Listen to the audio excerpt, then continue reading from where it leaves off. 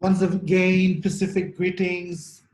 Bulavinaka, welcome to this fourth series of Drawing the Pacific Blue Line, with more focus on our topic for today, deep green, deeply concerning. For those of us who work in the area around oceans, the issue around deep sea mining, we've been faced with a lot of extractive issues, social issues in the Pacific. But deep sea mining is the latest destructive blue industry that is dividing our last frontier, which is our ocean floor, for exploitation of minerals. It's unfortunate that private multinational companies facilitated by powerful institutions and their governments have been enticing our Pacific governments with false promises of wealth, despite growing environmental concerns of destruction to our ecology, livelihood, and the life-giving functions of our oceans, whilst the technologies for extracting minerals on our ocean floors remain untested in terms of environmental safety. At the International Seabed Authority, it's unfortunate that Pacific states have been championing the issue of experimental seabed mining. They have laid claims to the vast territories of seabed beyond areas of national jurisdiction, the common heritage of mankind, and this is in addition to the vast tracts of seabed that is already held under tenements by international cooperation within some of our national jurisdictions in the Pacific. Ladies and gentlemen, wherever you're dialing in from, I'm honored to have Dr. Claire Slater, a Southern feminist scholar, writer, and advocate, as she draws the spotlight on one of the most active private industry players, deep green minerals, and its operations in the Pacific. Dr. Claire looks at the insidious nature of private companies, capital, and the narratives they sell to our Pacific Island states. Thank you very much, Dr. Claire, and it's over to you. Thank you, Joey. Whoops, I'm unmute. Thank you, Joey, for that introduction, and my apologies once again. I don't have a PowerPoint to share with you. I was hoping to do one and spent quite a bit of time yesterday trying to get one together. So, I hope you'll bear with me. I'm really just going to speak. And I have to say from the start too, I didn't really get time to complete this. It's actually quite difficult not being in my normal place to prepare to do a good webinar. Let me start by saying thank you to Pang and to all our other partners in Drawing the Pacific Blue Line for organizing this series of capacity building webinars on DSM, which is preparatory to our launch of the campaign for a global ban on deep sea mining. We've had 3 terrific webinars, 2 by Philippa Lowy on the International Seabed Authority, and Philippa is a ANU PhD candidate, but has been interning with Pang. And we had an excellent webinar last week by Hilda Leaney, a veteran and renowned NFIP activist and advocate of Indigenous cosmology, spirituality, and cultural values and practices, Hilda Leaney. The story of the Pacific Island states' entanglement in the perilous pursuit of deep sea mining is a multi-layered one, or a many-layered one, with intersecting players and interests, and it's actually quite a complex story, and I'm not going to be trying to make all the links that one can make and should make in this this webinar. I'll be focusing on basically Deep Green, the company which is leading the charge in the rush to mine the deep seabed, enabled by a handful of Pacific Island states with interests in benefiting from the expected profits, and enabled also by the International Seabed Authority. But those, well, the ISA has been covered by Philippa in previous webinars, so I'm not even going to go into that. All I'm going to do is really just dig a little into Deep Green and illustrate what I consider to be, the worrying dimensions of this particular company. But before going into that, can I just explain Dawn's involvement in this campaign? We're a Southern feminist network, and for the last 35 years, we've been advocating for equitable and democratic development, sustainable livelihoods, and the rights for people, or the rights and rights for people and their communities, especially women in the South. We do research and advocacy and analysis, critical analysis of global development thinking and models.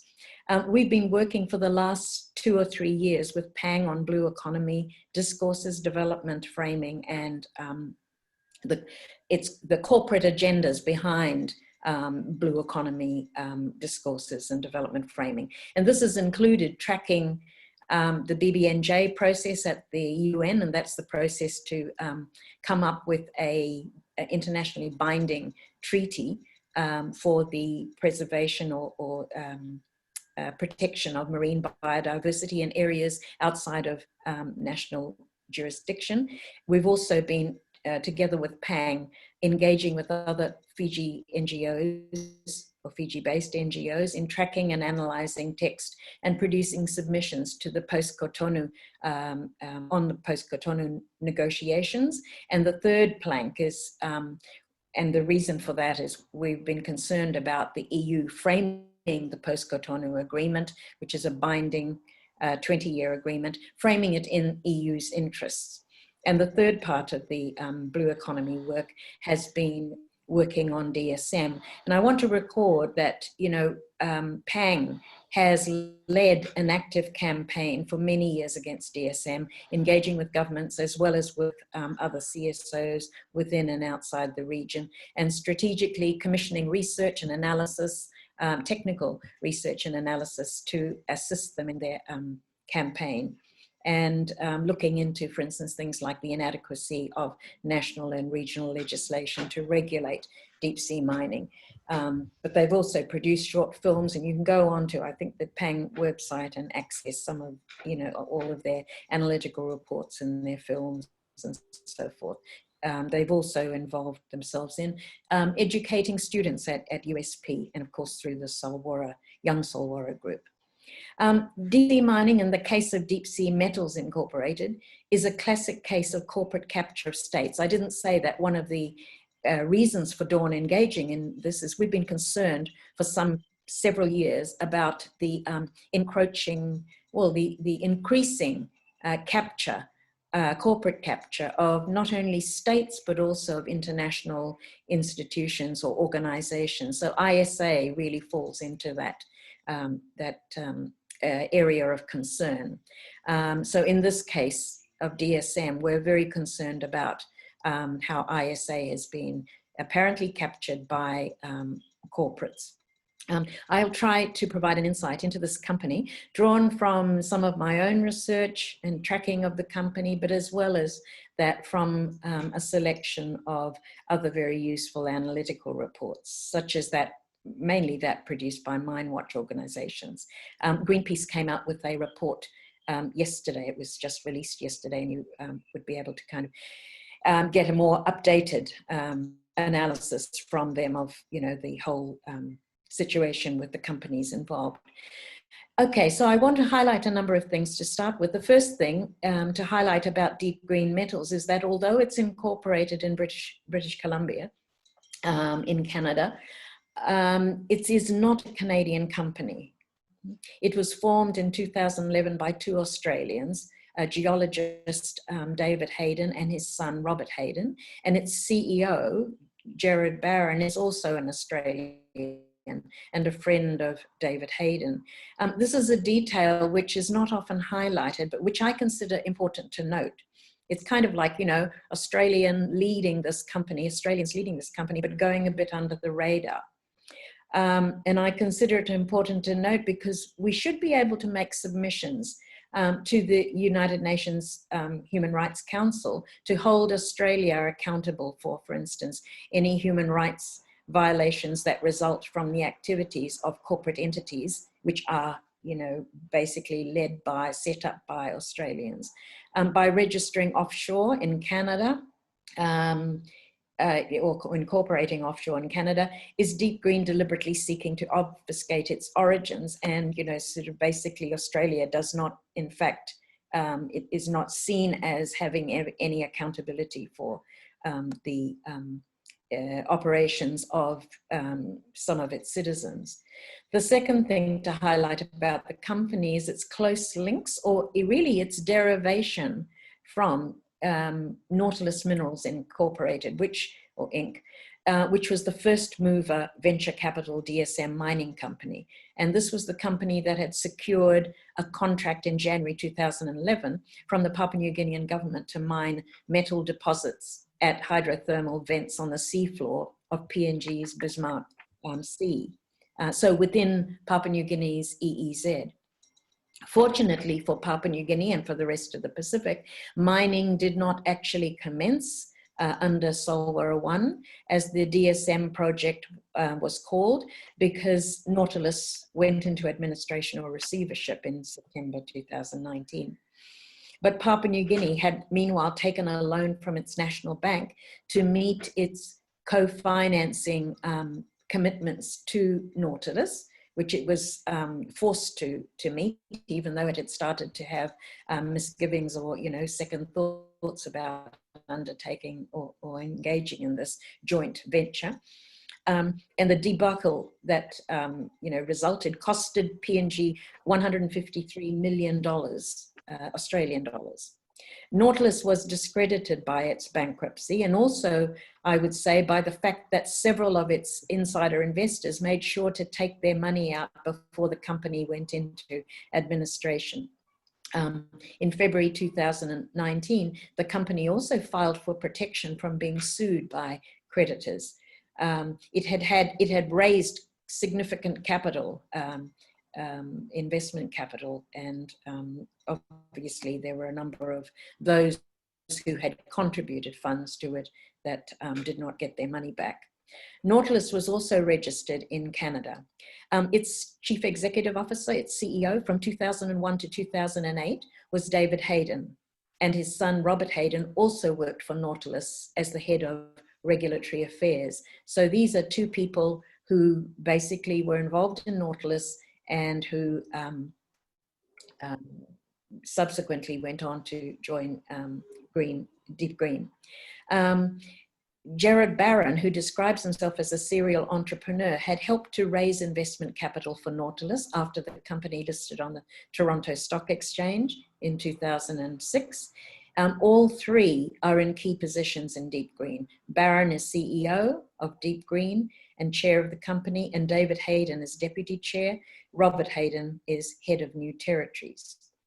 There are other former Nautilus seniors who are now with DEEPGREEN. They include Anthony O'Sullivan, DEEPGREEN's chief development officer, who worked for 14 years with the mining giant, you could say the disreputable mining giant BHP Billiton, and who had raised more than 40 million between 2011 and 2014 for Nautilus as its chief operating officer. Another of the former Nautilus people is Samantha Smith, DEEPGREEN's head of environment and social performance. She was formerly vice president corporate social responsibility at Nautilus. And a third person, Tom Sharp, DEEPGREEN's investor relations and business development Asia person. He was formerly a commodities and equities trader who also raised funds for Nautilus. So Nautilus and DEEPGREEN, these two companies have not been alone in the DSM space. There have been two other leading mining companies with tenements in the Clarion-Clipperton zone, and they are Belgium-based DEME and US arms manufacturers and the world's largest defense contractor, Lockheed Martin. These two other companies are also in the game. There are others that hold tenements in the Clarion-Clipperton zone, but DEEPGREEN is by far and away leading the charge. The difference with Nautilus and DEEPGREEN from the other companies is that both of them are venture capital companies. They were set up as startups. In other words, they were set up to raise investment funds by promoting DSM and the promise of wealth, if you like, that'll come from mining the deep seabed to potential investors. as frontier investors intent on extracting from the Earth's last frontier, and as first movers, as they've been described, in this intended new resource extraction industry. They are at the forefront of what is being considered really a possible new gold rush for rare earth metals, and specifically for polymetallic nodules, the PMNs, which are described by Jared Barron as a battery in a rock, you know, with all three metals in these polymetallic nodules. In their hard-hitting report published earlier this year, titled Why the Rush? Seabed Mining in the Pacific Ocean, Mining Watch Canada, Deep Sea Mining Campaign, and London Mining Network dubbed both companies miners of markets and profits. And there does seem to be a lot of concern about DEEPGREEN as really being little more than that, although they're down there in the CCZ actually collecting samples, awaiting really ISA's conclusion of the mining code to enable them to go ahead with actual mining. But you know, they're already down there disturbing the deep seabed by extracting from the seafloor samples of the rocks. Both of these companies developed high-profile partnerships, the Mine Watch report said, with international terrestrial mining companies, which they leveraged to raise capital in centers like New York, London, and Toronto. That's a quote. And according to the report, some of Nautilus's early investors left the company at the height of its share price with their personal wealth enhanced significantly and established DEEPGREEN. So, you know, you might say they have, you know, some rather dubious origins, or well, dubious beginnings, but you know that you could you would be rightly concerned about what they're really up to. Like Nautilus before it, DEEPGREEN has already made significant profits, according to the Mine Watch report, based on speculation about the possibility and the potential of DSM in the Pacific Ocean without actually undertaking any actual mining. So in other words, they've been able to raise capital, and they've been able to do this by a hard sell. And DEEPGREEN's CEO is a master of spin. He describes himself, as I said, as a serial entrepreneur. I didn't quite understand what this meant, but it's explained in his own profile. But another of DEEPGREEN's team members, Paul Matsieck, who is a geochemist and a geologist, also is described as a serial entrepreneur.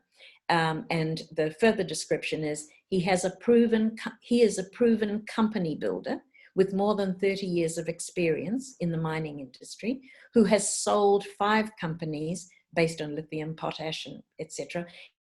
In the past decade, sold 5 companies, creating shareholder value in excess of 2.065 billion.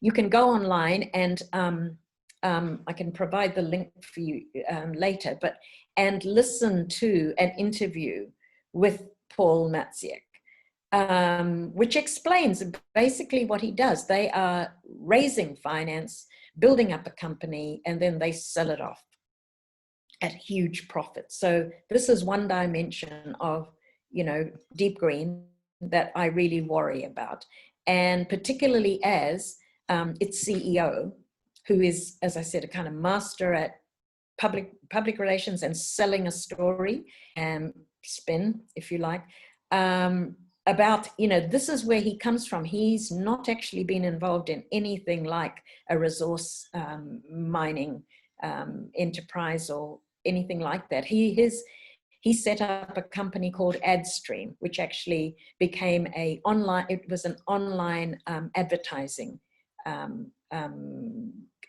enterprise, and it became very successful. But you know, this is really what it's turning around. I mean, setting up a company and managing to actually get a lot of backing, financial backing behind it, making it successful, and then selling it off. So that is number one worry.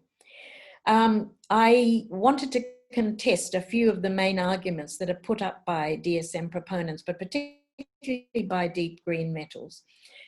which, as I said, is leading the charge for commencing deep sea mining.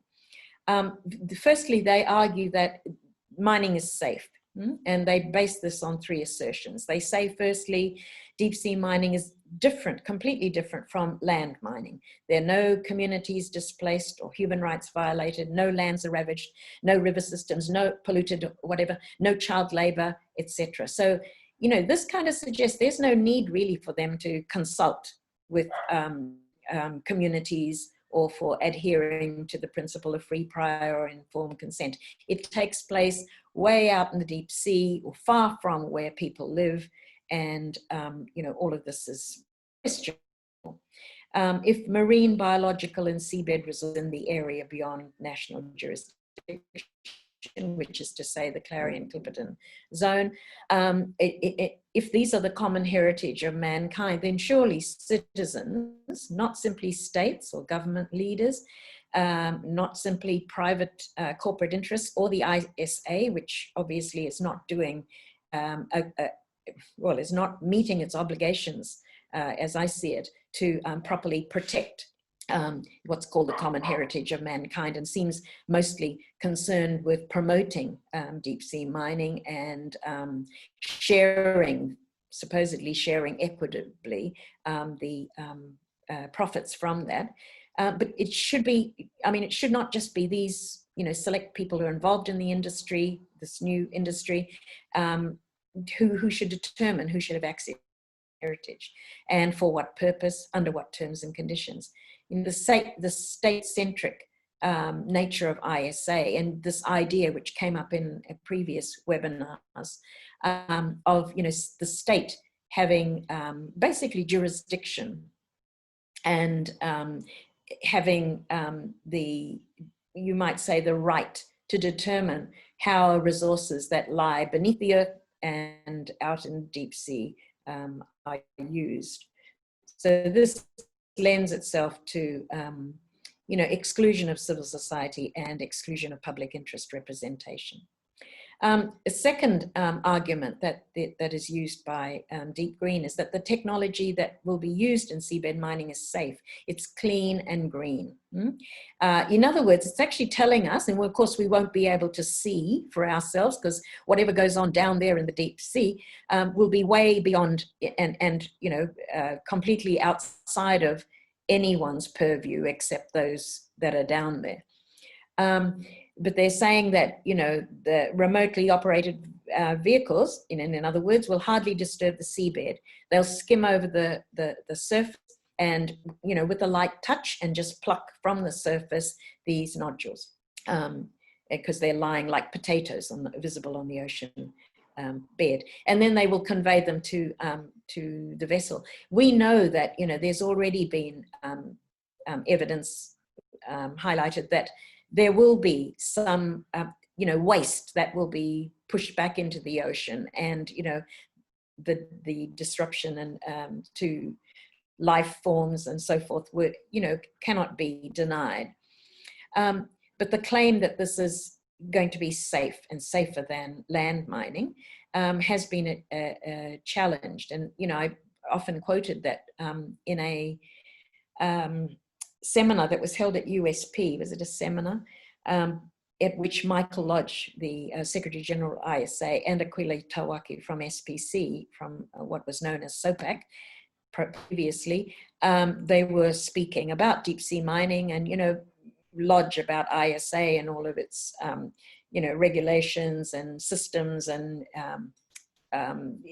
allocated or areas within the CCZ to, you know, that are seen as important to conserve, and Aquila Tawaki talking about the nodules and, you know, basically as a geologist, of course, geologists are very interested in the nodules, but there was in the audience a ROV, remotely operated vehicles driver, who asked the question, you know, who is going to actually hold those companies accountable? Because ROV vehicle, you know, ROV vehicle drivers, you know, would just, it's very difficult to maneuver those vehicles on the seafloor. and they will just kind of roll over anything that's in their path. So, you know, we're being told that seabed mining is safe, but, you know, the disturbance that will be caused to the seafloor and to everything, you know, whether it's coral on the seabed or other life forms, so forth, you know, it's not an argument that we can accept that this is a DSM light process that will have very little impact. A third argument is that there'll be zero tailings. The nodules, they argue, are almost entirely composed of concentrated amounts of these four metals: nickel, cobalt, manganese, and copper. So mining them will generate no waste. It'll be an operation of pick and transmit to the surface of the ocean. Sounds safe and easy, but we would have to trust the mining company that this will be so. We have no idea of exactly how messing with the ocean floor might impact on ocean systems, including deep sea ecosystems, since this is experimental mining and it's never been done before.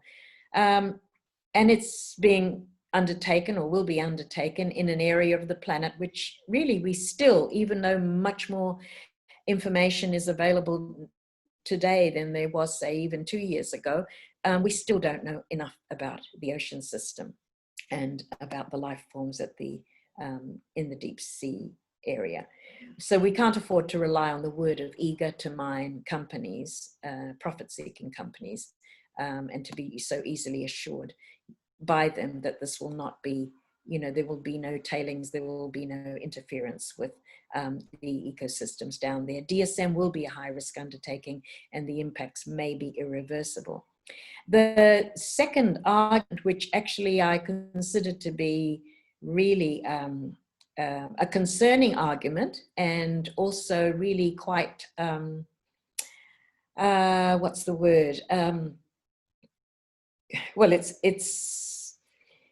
a complicated, it's not a complicated argument, it's an argument that's easily refuted, but it's a clever, if disingenuous kind of argument that's put forward, and that is the renewable energy revolution and climate argument. And these are based on two claims. There has been this claim advanced by DEEPGREEN, and they made this claim when, in fact, they were standing in for Nauru and presenting, I think it was last year, at the International Seabed Authority meeting. And Jared Barron put this argument forward that the fourth industrial revolution involves a massive transfer or transmission to a world that's powered by renewable sources of energy. Renewable batteries, for instance, for electric cars, windmills, etc. And, you know, this is a transition away from fossil fuels to renewable energy sources. And the argument is that they're in plentiful supply in these battery in the rocks or whatever, in PMNs on the seabed, and they can be accessed cost effectively. Because batteries are renewable, the mining will be short term. In other words, they will take as much as they need off the ocean floor, and then these will be recycled. So in other words, mining will come to an end, so it'll be short term. So the argument of securing the amount of base metals needed to provide batteries for more than 1 billion electric cars, and they keep citing these figures, may be overstating the contribution that this will make to global emissions reduction, because the breakdown by economic sector of global greenhouse gas emissions in 2018 suggested that transportation contributes only 15%. I don't know whether those figures have changed, but in any case, this is the argument, one of the arguments that's used.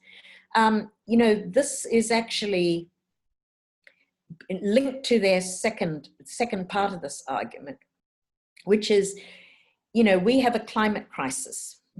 They don't quite say a planetary crisis, that is what we would argue, but we have a climate crisis, and we're running against time with the escalation of the climate crisis. And it's imperative to urgently access these resources. So in other words, this is the answer to the climate crisis. Yeah?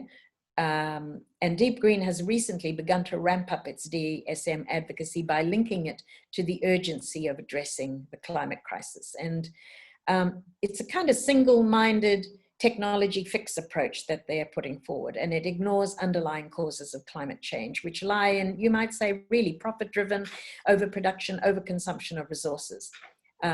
At first by developed economies of the North, and then subsequently through globalization of production by fast-growing economies in the South. The proposal to extract more from the the proposal to extract more from the planet, this time from the ocean seabed, simply encourages business as usual instead of changing thinking in lifestyles and in excessive consumption, and, you know, persuading people to move from being more, or move towards being more mindful and ethical about how we live with less, and how and how to create more equitable sharing of the resources of the planet. But here again, too, DEEPGREEN argues that, and this is, you know, they keep sort of changing. It's a very clever pitches that it makes, and that's why I say, you know, really, Jared Barron is a master at spin. The most recent spin that I see is really talking about how under UNCLOS, you know, the idea is for a more equitable access to the deep seabed resources, and citing common heritage of mankind as well. But, you know, basically saying developing countries really are entitled to a fairer share, right?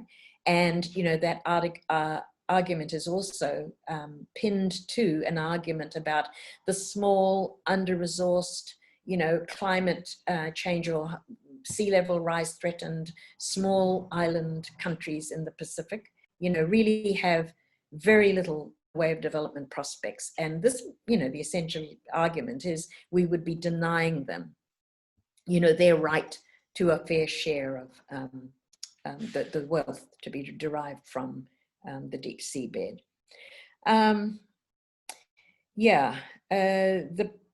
So basically the argument, but running against time with the escalation of the climate crisis, is a clever one to, you know, hitch their sails, as I've said before, to basically the climate campaigners and climate warriors arguments that we must do more, you know, and also talking about this is a moral challenge. I mean, they use these words, they seem like they're speaking the same language, but, you know, one has to remember that actually the ambition and the agenda at the base of all of this is basically to mine in order to make profits, or to continue to actually sell the story about the wealth to be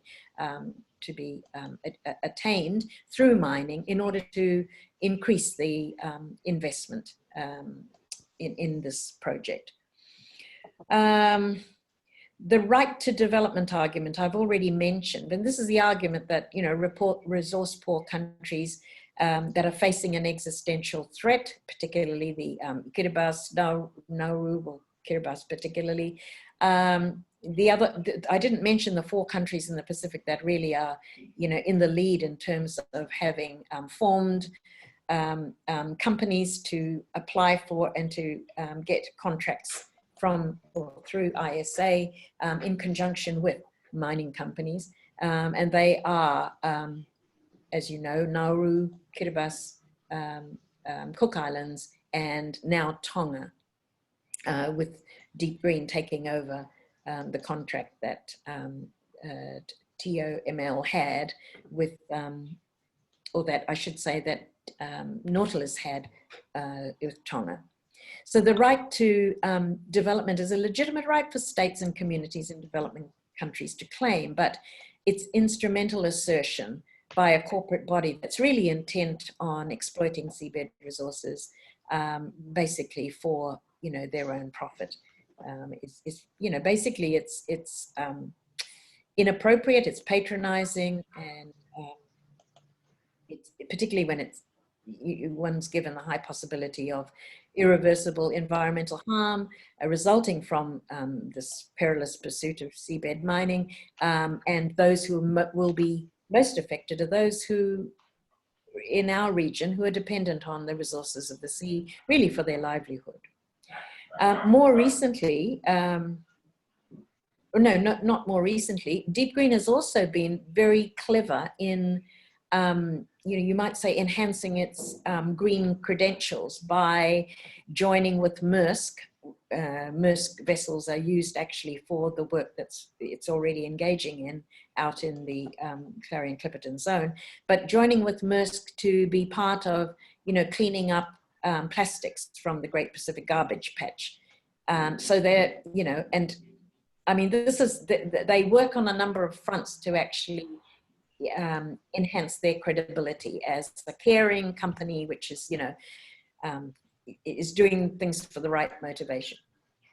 An interesting other element in DEEPGREEN's kind of pitch is, and this I found particularly interesting, Barron has also argued that we're really not, we don't like to be called a mining company. We're really not a mining company. We're more a transition company, seeing themselves as actually really a front leader in transitioning the world from fossil fuels to cleaning, and particularly arguing that they're going to do this short term. The mining part of it is really a very short term operation.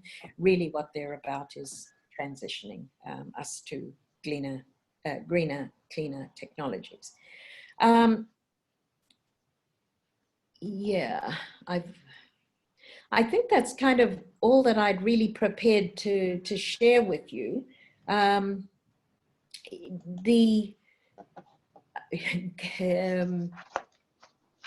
Hilda spoke last week, she talked about collaborators, and it was something that I picked up in the question period, because what I haven't actually raised attention to here, and it really wasn't intended that I do this, but I think that we need to address those states in the Pacific which have fallen so easily into the clutches of companies like DEEPGREEN, and before that Nautilus. I think we need to challenge them on what they're doing in terms of, their own short-sightedness in seeing some benefit for themselves and their economies, but putting, meanwhile, the region at risk. And you might say, really, putting oceans at risk generally. Yeah. So I think, and it's ironic to me, not just that we have, nations in the Pacific, small island nations, which consider themselves to be, custodians of the ocean, engaging in a perilous pursuit like this, which will likely have, just irreversible impacts on the ocean and on its life forms, including on our fisheries, our economic resources, and thereby on livelihoods in the Pacific. So, I just wanted to say that wasn't what I was preparing to talk about, but I honestly think that these countries need to be challenged on this. And, Pang has worked, as I said, for the longest time in raising attention to the governments on, the inadequacy of their regulations that they put in place, but also on just how, this is really something that they shouldn't proceed with, because the dangers are probably unanticipated exactly. We can speculate about what might result from deep sea mining in terms of environmental damage, but we won't even know that really with any certainty until it actually happens, and which is why we're calling for the ban. There was one more thing that Hilda pointed out, and she was talking about how in the days of the anti-nuclear movement, right, NGOs, CSOs managed to create a very successful campaign, which actually resulted, I would say, in governments then becoming, coming aboard, and all of that resulted in, well, France didn't finish actually atmospheric testing until it was truly done, or both atmospheric and underground testing, until it was done with what it, was testing for. But nonetheless, the campaign was really successful. The difference about that was those were unequivocally external powers and external colonial powers that were actually engaging in the nuclear testing. So we did not have, well, apart from people who were working at the test site, and you might say their jobs depended on that, but we did not have collaborators in the sense of states saying, yes, this is a good thing, you know, and we will derive benefits from this. This is a very different situation that we're in now, where, you know, a very dangerous industry is being embarked on, or is proposed to be embarked on, with the enabling of this taking place by the sponsoring states from the Pacific. And the last two webinars that were given by Philippa, you know, it has raised attention and concern about ISA and the role that it plays, the inadequacies. I saw a really, probably the best description of ISA in an article that I just read last night, but it was basically talking about ISA as the least scrutinized and the least, you know, like the UN agency, which has in fact, you know, the least kind of controls on it.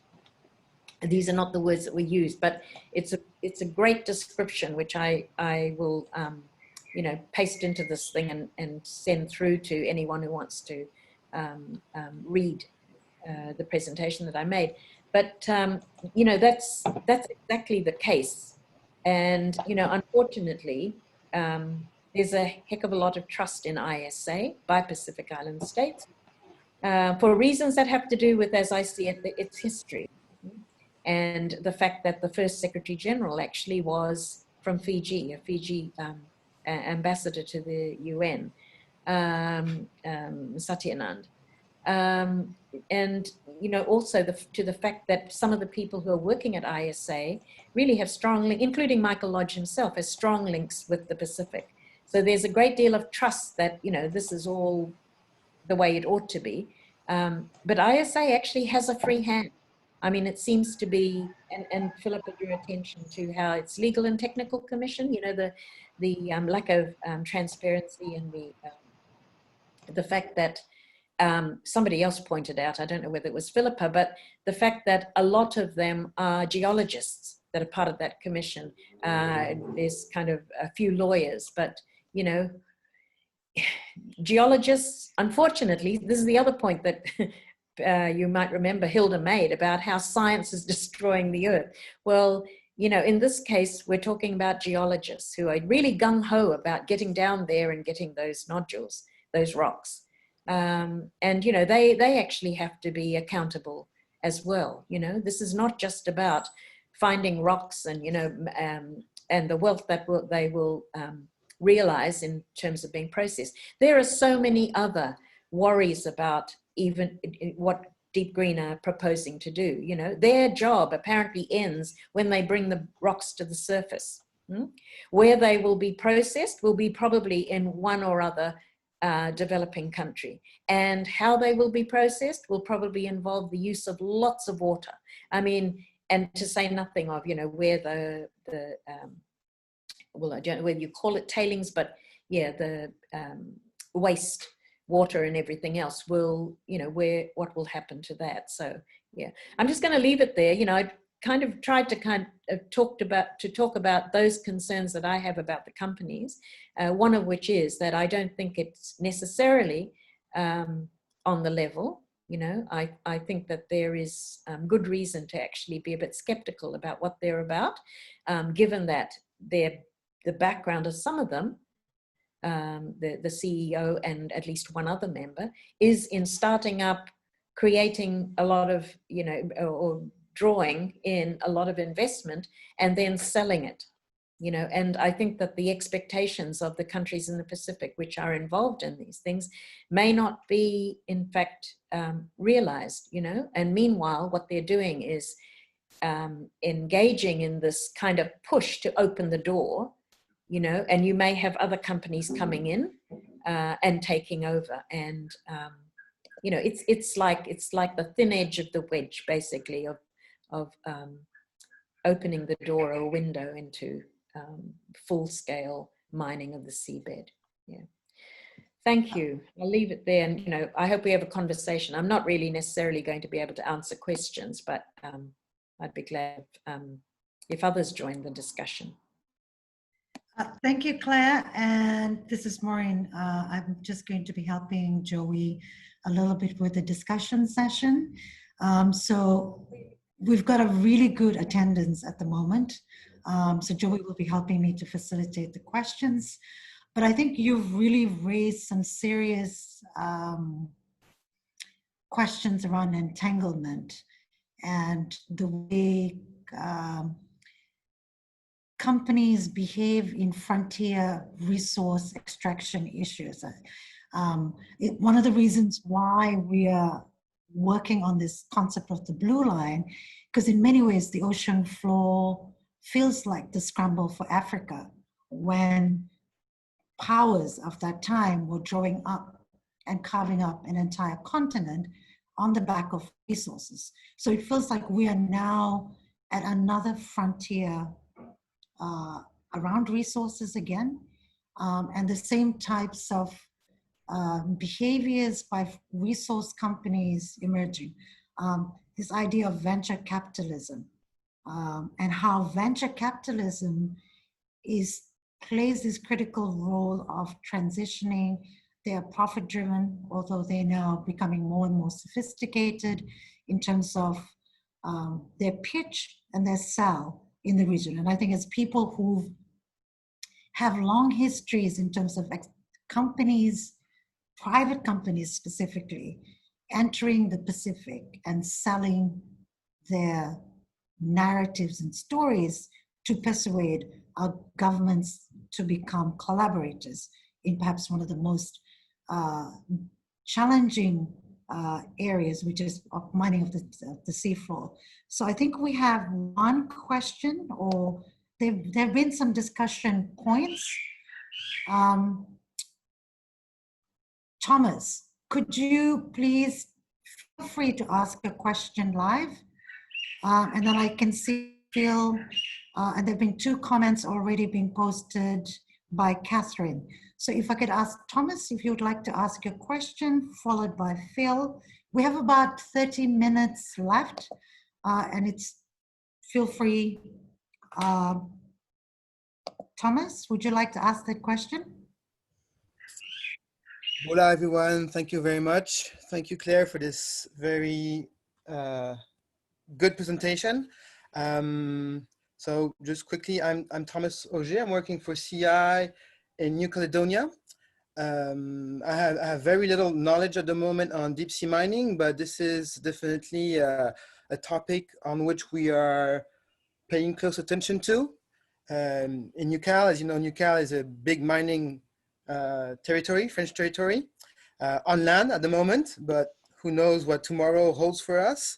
I was just hoping, because maybe I misunderstood, I understood that DEEPGREEN and maybe Nautilus were already trying or doing some deep sea mining prospection or sampling the seabed. Is this right? Or maybe did I get this wrong? And where does this take place? Thank you. Hi, Thomas. Thank you for your question. I don't know whether you're asking whether or not they have actually been doing mining. Is that your question? Yes, it is. Yeah, no, they are still, would you call it exploring, Maureen? In the deep seabed, they're actually taking samples, I know that, right, of rocks. And they have films on YouTube you can go and watch which show you what they're doing with the vessel that's out there, which is a nori vessel, isn't it? They've been, bringing up rocks to the surface, and there's a cleaning plant or whatever that's kind of analyzing what they're bringing up and stuff. So they're not, well, you could call it already mining because they're down there plucking stuff off the seabed, but they haven't started mining in earnest, and they can't until the mining code has been adopted by the International Seabed Authority. I don't know whether that answers your question, but I think since you tell me that you're with Conservation International, I'd just like to kind of comment that it's, you know, I said at the beginning that the story has many layers. And one of the layers that we were interested in examining earlier on in the piece, when we were looking into the whole seabed mining thing, is the role played by Conservation International, but particularly by Greg Stone, who was with CI for a long time and became very a close friend of Anote Tong, and was instrumental in not just the, what is it called, the Pacific Oceanscape, which CI considers to have come from them, or, you know, the origins of it derived from Conservation International, but which was subsequently picked up by the Pacific Island states through the forum, I gather. Is that right, Maureen? The Pacific Oceanscape, I think. Sorry, but anyway, one of the things that was of interest was to what extent, because Greg Stone actually works for DEEPGREEN now. He was very supportive. He was one of the persons who was behind Anote Tong setting up the Phoenix Island Marine Sanctuary. And you will know that there is also a Cook Island Marae Moana, or yeah, is that what it's called? I think I've got the name right. And also there's been, Palau has a different one, but these setting up MPAs, you know, they're an interesting concept. The PIPA has earned some criticism because apparently fishing has continued, even though they said that there was no fishing allowed or permitted in, you know, the majority of the marine reserved area. But there seems to be an understanding or a misunderstanding that you can set up an MPA, yeah, and certainly I gathered this from the Cook Islands Prime Minister. You can establish an MPA and consider that actually you've taken care of, you know, sort of the environment concerns. You've actually, you know, doing your bit for protecting areas of the ocean, and that somehow allows you to go conscience-free into a deep sea mining, you know, endeavor. And, you know, and certainly Kiribati as another country, which, you know, which is deeply entangled with DEEPGREEN, just as Nauru is, you know, has this, again, like a marine protected area, and may well be thinking the same way, that, you know, this is, we've got that covered and we can go and mess around in another part of the Pacific Ocean, way away from where Pacific Island countries are. Anyway, just a comment that MPAs may give the wrong impression, or maybe even sold to Pacific Island states with that impression that, you know, you can conserve over here and you can then engage in mining over there. So just a comment to you, Thomas, I hope you don't mind that. Thanks, Claire.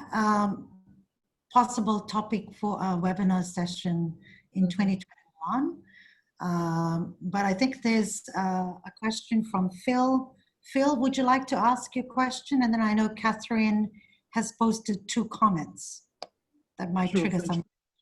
Thank you, Maureen. Phil McCabe from New Zealand, Aotearoa, previously with Kiwis Against Seabed Mining, and now working with the Deep Sea Conservation Coalition, engaging with friends in the Pacific on this issue. Just thank you, Claire, for the overview. Just a question: given the many and varied local, national, and international efforts to reverse declining ocean health globally, and the conversely inescapable environmental destruction of DSM, do you consider it's an outlier activity, and it's you know, it's sort of going against every other discussion around how we manage our oceans? Is my view. I am connected. Just wondered. Yeah, I would agree with you, but, you know, there's somehow, you know, extractivism isn't going away, right? And so yeah, you're right. I mean, it seems to fly in the face of all of the other concerns about protecting the ocean, you know, and yet oddly enough, and I suppose it's really how Deep Green has kind of created these different arguments which make it look like it's championing, you know, a cause like, you know, ending or dealing with the climate crisis, getting us out of this crisis that we're in, which everyone's concerned about, or except the denialists. So it is an outlier activity. It's going against the grain, exactly as you say, and yet there is still this argumentation is still going to fly with some people, and also there will continue to be miners who are interested in going down deep. And the fact that there may be a mining code that enables them to do that, they will just see it as, well, it's all, you know, the safeguards are there. We're not doing anything illegal. If, you know, we're inside working within the law, etc. What needs to be kind of highlighted more is some of the things that were pointed out by Philippa, just about how loose and, you know, the particularly worrying thing is how sponsoring states, and these are the poorest states basically in the Pacific, that are leading the charge with Deep Green, how they're going to be lumbered with responsibility and liability if there is any, you know, damage that's caused in any part of the ocean, which has, you know, sort of transboundary, causes transboundary harm. And, you know, how on earth did ISA, you know, determine that, you know, removing any responsibility from itself and from the companies? It's absolutely extraordinary. Nowhere else in terrestrial mining are companies, you know, what kind of basically shielded from responsibility and from being made accountable for any damage that they cause. It's an absolutely extraordinary thing. And to me, that indicates more than anything else, corporate capture of ISA, you know, and I think that we actually need to challenge them more on precisely this. Yeah. Thank you, Claire. Can I just check in with Tupuna? Bulavanaka from Fiji, I note that your microphone, so just checking whether you have a question or a comment.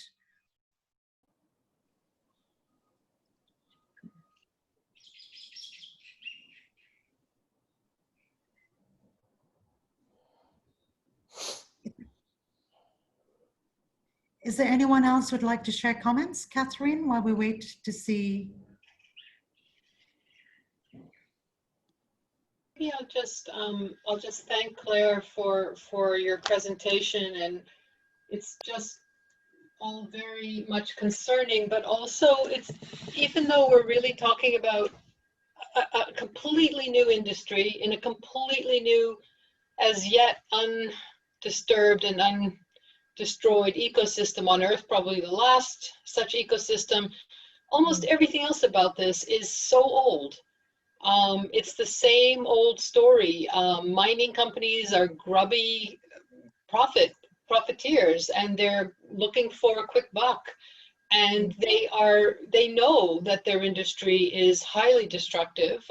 I've been working on terrestrial mining for about 30 years, and I'm seeing all the same strategies, all the same activities that terrestrial miners have used to allow themselves to keep doing what they're doing.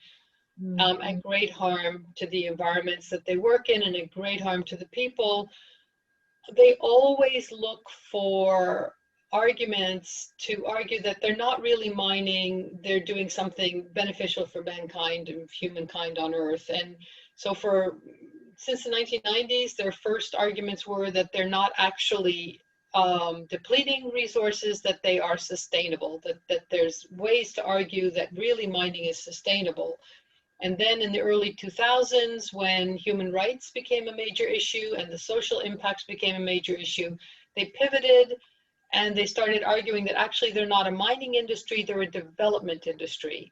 And everything they're doing was for the development of the poor countries in Africa and Asia Pacific and Latin America where they were mining. So you're seeing these arguments being recycled. And then the new one overlaying those other old arguments is climate change concern. So now the world cares about climate change. So Baron says, hey, we're not mining companies at all. We're going to save the world. We're eco warriors. We're saving the world, protect the globe from climate change. And now he's overlaying the development argument on top of that. So he's literally just picking up all the old, rhetoric that the mining industry develops. And they need this rhetoric because they are so destructive and so harmful. And so they need to basically recast their image. And we're seeing that happening again. And I actually think what is most concerning about this is the governance structure, the ISA. And it's again very ironic, because what we're seeing in terrestrial mining is this huge movement, and the UN is involved in this, UNEP in particular, focusing on governance and saying that, really mining wouldn't be so destructive if we had better governance. It's not the mining company's fault, it's the governance, the fault of governance. And now we're seeing with the ISA a complete experiment in governance. There's never been an intergovernmental body like this that has the right to issue permits and monitor and distribute the wealth that comes from an activity the way that this body is going to be doing. It's a complete experiment in governance. It's completely non-transparent. The legal and technical committee is made up of only 30 members, and those 30 members are making decisions for the whole world in what is called the common heritage of humankind, which is the common heritage of all of us. And we've got 30 members, and lo and behold, 12 of them are sponsoring nations and their contractors. There's just, everything is wrong with this picture. And it's going to be so important for us to really keep hammering that message home, that this stinks. It really does stink. So I'm sorry I don't have a question, but I so appreciate the fact, Claire, that you've made this, made this material accessible, and that you've dug in and brought out all these connections. And I really appreciate that. Thanks very much. Thanks, Catherine. Thank you, Catherine, for those comments. Yeah, sorry. No, go ahead, Claire. I couldn't agree with you more, and thank you very much, because I think you're absolutely correct. Yeah, mining industries always try to kind of represent themselves in a positive light. The trouble is, the dirt sticks to them, because there's been such huge, violations that are very well known. But this whole thing about corporate capture, I mentioned Bulletin, what are they called? BHP Bulletin. The UN itself has been, not just ISA, it's been subject to corporate capture too, or they've been actually really soliciting support from big corporates, right? Because they're reliant now on private sector financing to kind of support their programs and stuff. So even ironically, UN Women was actually in a partnership with BHP Billiton, and that was like earlier this year, and so they also, they kind of, cleaning up their image by, or apparently trying to clean their image by supporting development and gender and development and this sort of stuff. And I mean, I just find it ridiculous that you've got, UN participating in this kind of giving another, clean, what do you say, some washing or whatever, image washing to companies that are, well known to have actually been terrible in terms of environmental damage and, tearing apart communities by, the social impacts of their learning and so forth. So thank you. Thanks, Claire and Catherine. Our dear friends from Tonga, Cook Islands, Nauru, Pelanatika, if you would like to make your comment, it'd be good to hear other people's voices also. So please do share your comment. Thank you, Maureen. This is Tita from Tonga. And I would like to acknowledge the very in-depth and very, very informative presentation that has been shared today. What really struck me was the reference to the owner who actually started Nautilus and now members of DEEPGREEN. That was something that I just learned today for the first time, that Australians have been involved in this. The battle that I have trying to push here in Tonga is the fact that DEEPGREEN is Canadian based company being registered without knowing that we have Australian who are at the background holding really high posts, and they have been there right from the beginning. So that's very, very close to home, and that is not a comfortable feeling to know that we have people who, you know, work in partnership between the Australian Commission and Tonga, and you know, the collaboration in development, trying to safeguard the environment, especially the ocean, is a very close binding aspect between Australia and Tonga. But to know that Australian, and that's something that really, really disturbed me, Maureen. I'm close to tears thinking that, but hey, at the end of the day, you know, profiteers will always look for the quick buck. And I truly, the image that has been described of DEEPGREEN being the selling flagship for mining companies, kind of fall into places. It explain a lot about their strategies and why they don't really care about who is suffering. They paintbrush and give a lot of facelift to all these mining companies, and then they sell those more on to the next one. So very, very disturbing. That's another spin that I need to really, think about. Thank you. Vinakatita, Claire, I don't know whether you want to respond to some of these, the salesman pitch. That is, in many ways, we as colonized people have, we recognize them. We've seen this sell for so long, and yet they are increasingly sophisticated. And the way they embed themselves. And one of my biggest concern is the idea that they are locating their stories deeply within these ideas of Pacific identity and the ocean. So why isn't it coming out? Hi. Tupuna, can I ask you, because I know we can hear you, if you would like to ask a question?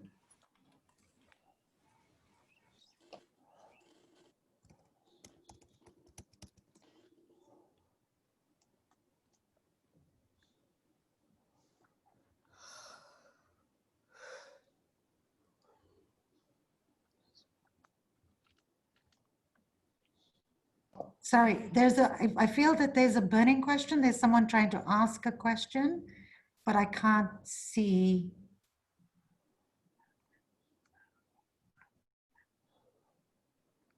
I heard, why isn't it coming out? But I don't know what it was referring to. Yeah.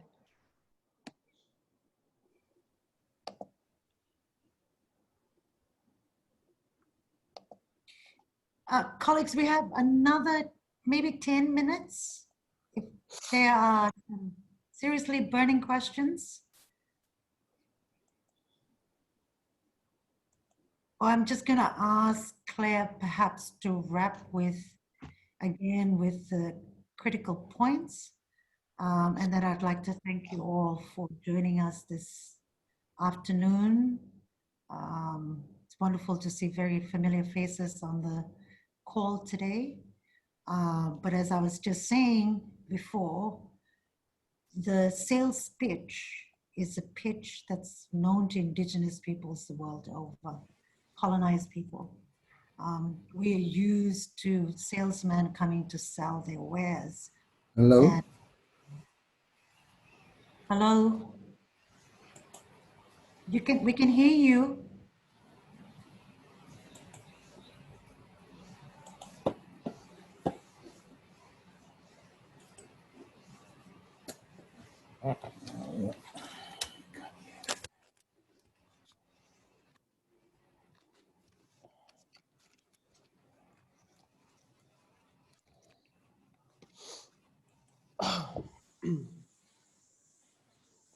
Phil, your hand is up.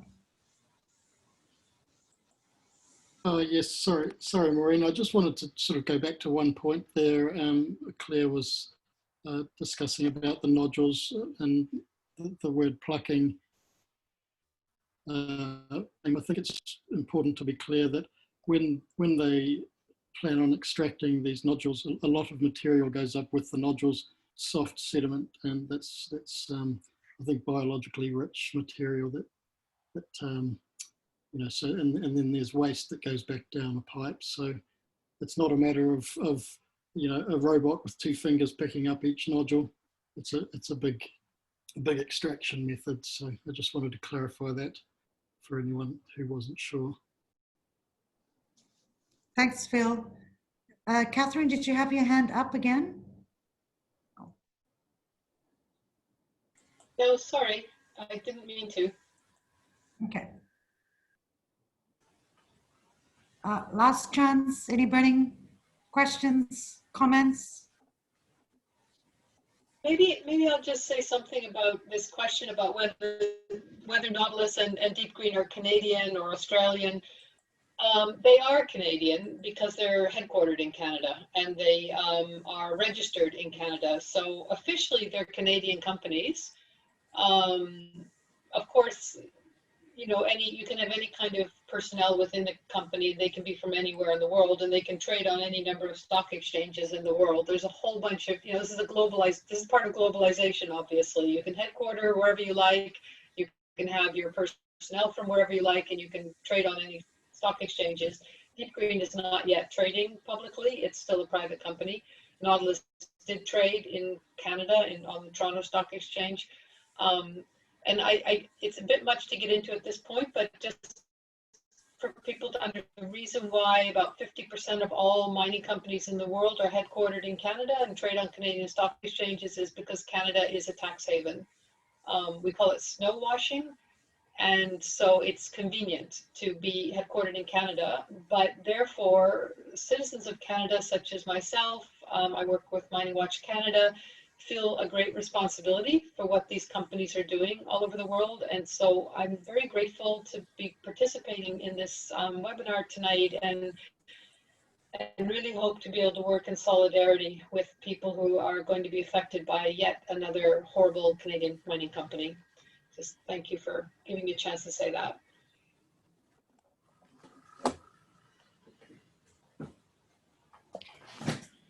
Claire, any final statements you want to make? Comments? Just to say thank you to everybody for contributing their thoughts. You know, Phil, Catherine, Tita, and it was a pleasure to do this. I just wish that I'd had the time to put a little bit more into my presentation, because I was reading, but I hadn't actually completed the act of putting it all together. So I'm really sorry about that. Just in response to Phil and Catherine's last points, and also to Tita. Firstly, about Phil, I'm aware that, and in fact, one of the films that are online from Deep Green shows how much sediment comes up with the rocks that they've been plucking, not quite off the ocean floor. But I was basically saying that's the impression they gave, that it was just a, you know, simple, clean, pluck it off the floor and you don't disturb anything. But of course we know, and they're even showing themselves the amount of sediment that's coming up, and it's being sent for analysis, and they sound like they're interested in all the biological specimens or whatever that are down there. But thank you for raising that, because it is important to be clear that, you know, we're not giving the impression that it's just plucking. Catherine, thank you for clarifying. I didn't realize that that was why, that it was Canada offered tax-free. That was the benefit, the tax-free nature of registering in Canada. But just to get to Tita's point, I think I was shocked like Tita, and I felt, you know, saddened that it was Australians that were leading this. You know, we thought it was a Canadian firm. I'm sorry that, you know, it doesn't mean like we don't expect anything more from Canada, but it was just that I thought that they were, you know, a company or two companies that were over there in Canada. I hadn't realized how many Australians were involved in this. And I suppose, as Tita says, you know, we feel a kind of closeness to Australia. They're in our part of the world. You would think that Australians would have or would share a concern for the ocean and the impacts on Pacific people. So I suppose that was really why I was, you know, keen to sort of just raise attention to that. But I also think there should be a way in which Australia is you know, I don't know that there's any way you can hold a state to account for what its corporations are doing, but not its private citizens. So that's where it, yeah, becomes a bit difficult. But anyway, yeah, thank you for that clarification. And Tita, I share your concern. I was shocked and quite disappointed.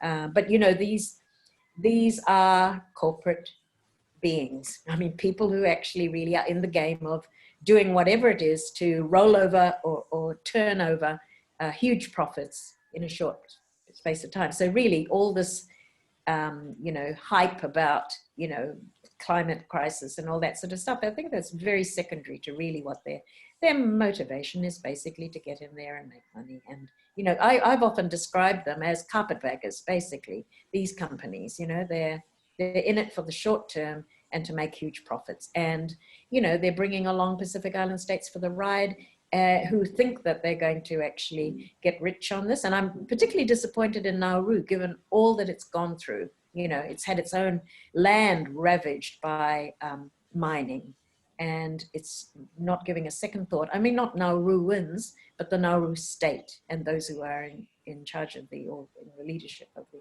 Nauru state, for being so willing to go down this path. But anyway, that's, yeah, my closing remarks. Thank you. Thank you, Claire, for your time. And I know you are always prepared for these sessions, even though you say you're not prepared, you don't have a PowerPoint, but it's the care that you take really to share the knowledge, your experiences, particularly in this part of the world. So we really do appreciate your time and your expertise, really, to begin. This is just one of many series, although for 2020, this is our last one. But I think this is necessary just to keep the conversations alive, constantly increasing our knowledge base right across the region in terms of what's happening in our name by our governments and in whose interest. And I think Claire's pointed that there is a position that will coming out in the new year. Some of you would have seen that, but really just on behalf of the organizers of the Drawing the Blue Line series, Pacific Conference of Churches, Dawn, Piango, and Pang. Thank you to everyone. Today is International Human Rights Day. So to all of our human rights activists across the region, and thank you, Catherine, the two Catherines joining us from Canada, really for taking the time out to join us. I think the message is that we need to move into solidarity form to respond to the kinds of challenges of governance, industry, venture capitalist behaviors of profiteering, and the kinds of collaboration by our states with these kinds of profiting venture capitalists. So really, thank you, everyone. Until 2021, we will be announcing some really great lineup. I think the idea that we should talk about complex, sometimes difficult issues are still quite necessary. So from Pang, Suva, Fiji, big Vinaka Vakalevu to everybody for joining us. And thank you for your time. Have a safe and blessed Christmas and come back refreshed for the new year. Naka, thank you everyone.